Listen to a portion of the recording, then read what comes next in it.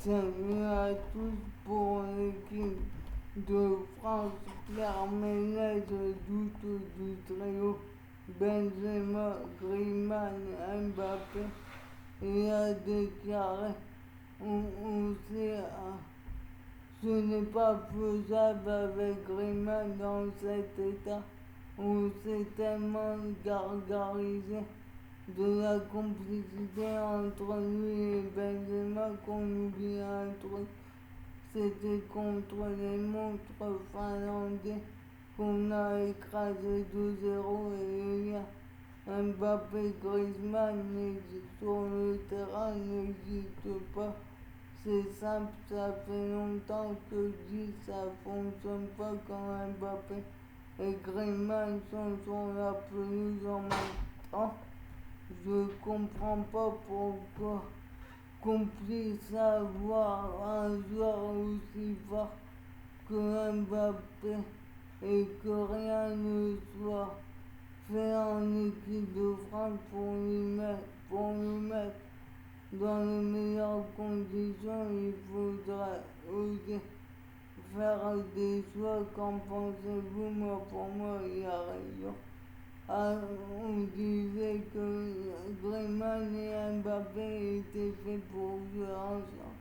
Mais on s'aperçoit que Griezmann n'est pas fait pour jouer avec Mbappé. Griezmann est plus un joueur de transition,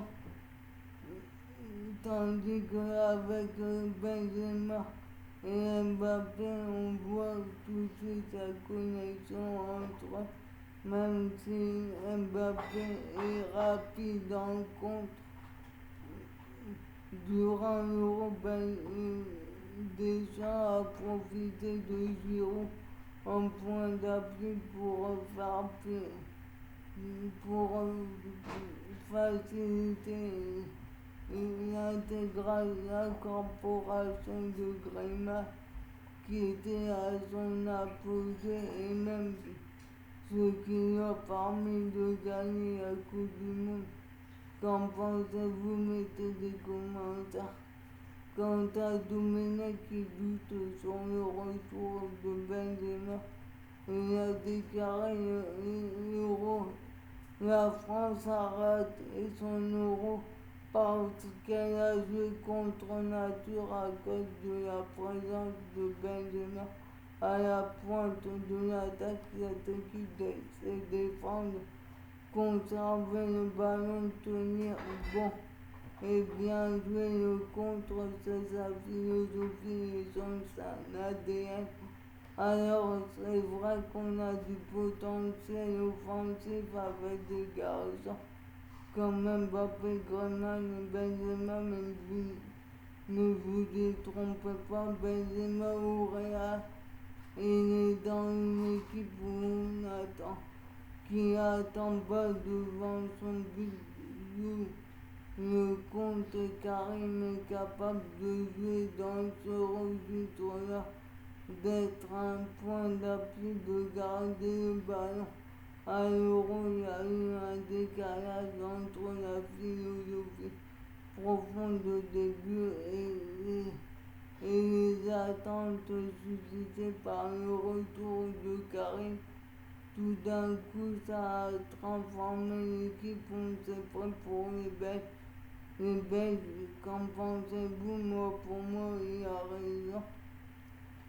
On attendait tous à faire du beau foot avec un Benzema, Mbappé et Griezmann, mais cela ne s'avérait pas possible tant que Deschamps l'a rappelé à 2 matchs avant l'Euro, en préparatoire de l'Euro.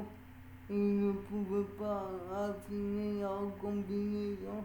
C'est la faute à Deschamps. Deschamps aurait dû le rappeler avant. Il a fait car apparemment entre Griezmann et Mbappé, ça ne se passe pas bien dans le groupe.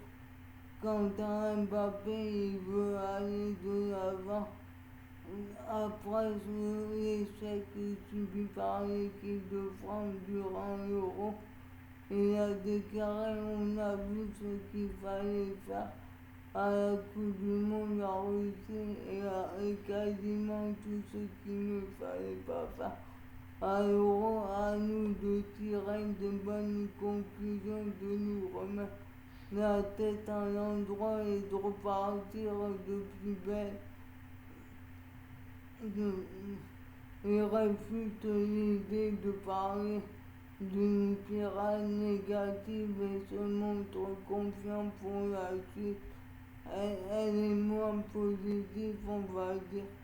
Négative, c'est prononcé, c'est trop prononcé, il faut trouver un nouvel élan collectif, mais aussi de la performance, parce que qu'on est moins bon,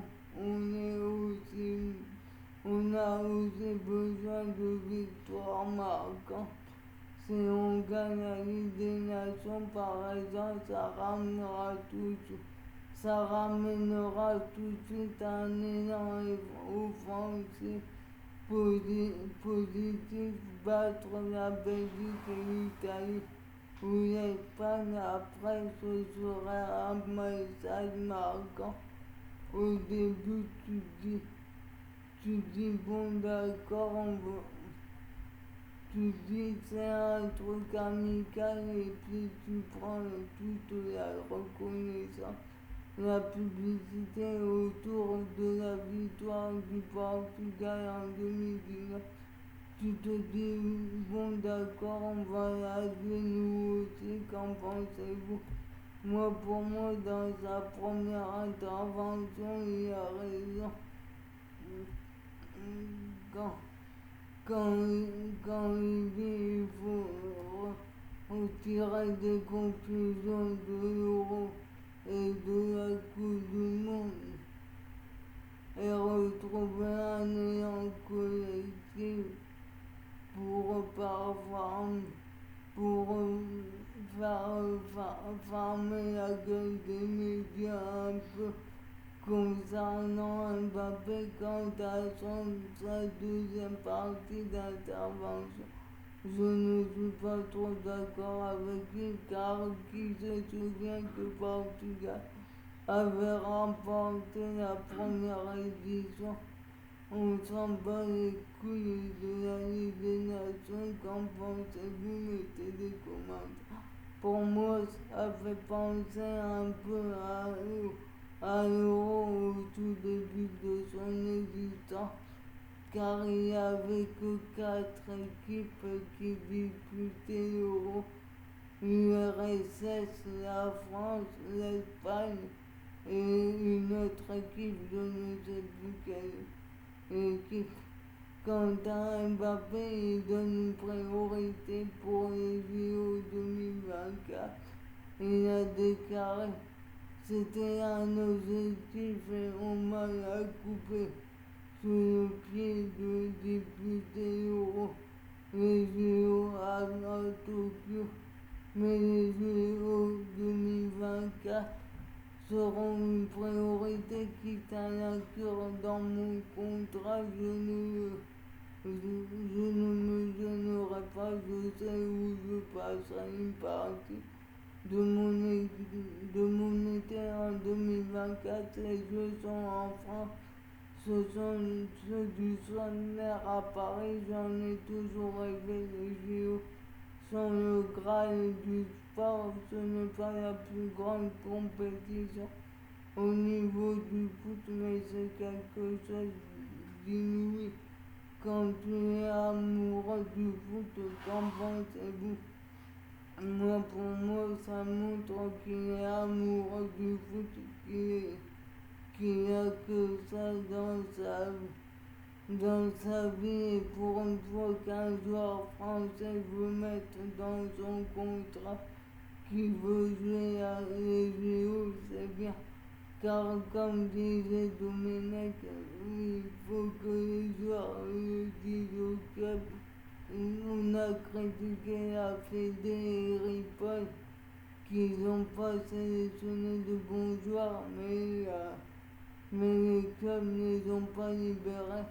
Mais le Grec aussi n'a pas fait tout pour et il ne connaît même pas les joueurs espoirs. Qu'en pensez-vous? Mettez des commentaires. Quant à Deschamps, il est revenu sur Mbappé. Il a déclaré qu'il était facile à gérer. Il a déclaré qu'il n'est pas un joueur compliqué à gérer. Il s'ancre toujours dans un collectif. Après, il a cette capacité partagée avec quelques joueurs à pouvoir faire la différence tout seul lors d'un match, mais ce n'est pas pour ça que lui-même cette auto-exclu de l'objectif collectif.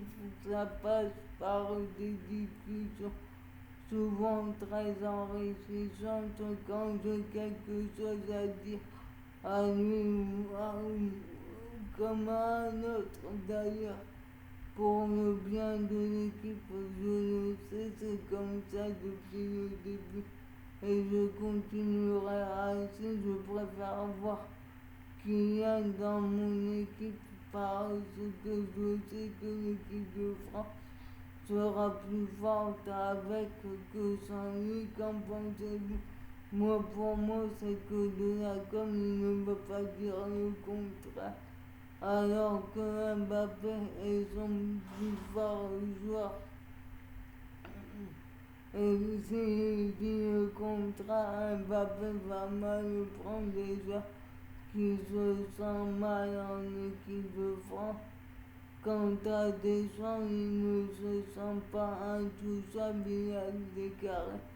Je me remets perpétuellement en cause après un succès. Même après un succès important, il convient de savourer. Mais le match suivant, tout est remis en cause. En aucun cas, nos titres de champion du monde ne m'octroient un statut d'intouchable, une impunité, ou plus précisément me fait penser que je bénéficie d'une protection à vie. À chaque rencontre, il convient de mettre la même abnégation et de tout faire pour préparer au mieux l'équipe. Qu'en pensez-vous? Moi, pour moi, il ferait mieux de se réinventer comme il dit, mais il ne le fait pas. Qu'en pensez-vous? Mettez des commentaires, il y a des carrés aussi. Je reste sur la même ligne de conduite.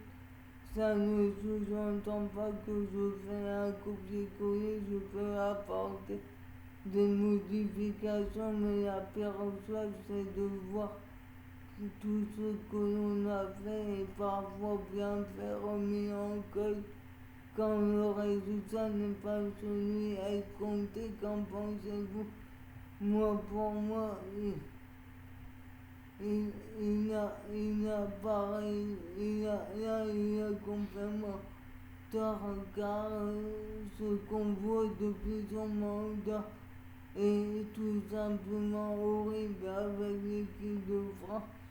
Certes, il ne fait pas du copier-coller. Il dit qu'il ne fait pas. Il dit qu'il ne fait pas du copier-coller, mais pour moi, car la différence est tellement pleine, mais pour moi, il fait du copier-coller car seul le résultat compte pour lui. Qu'en pensez-vous? Mettez des commentaires. Il a aussi été dans le flou pour son avenir.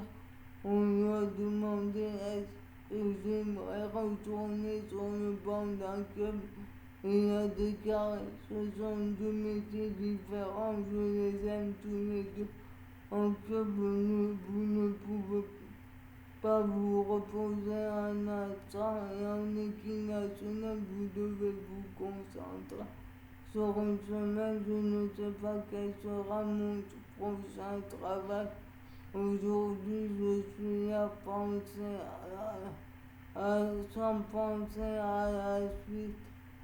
Mon aventure a commencé par un barrage contre l'Ukraine. Qui sait où je serais aujourd'hui si je l'avais perdu?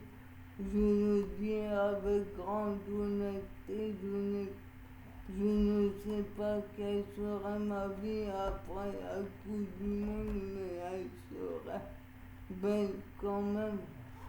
Suivez-moi sur ma chaîne YouTube.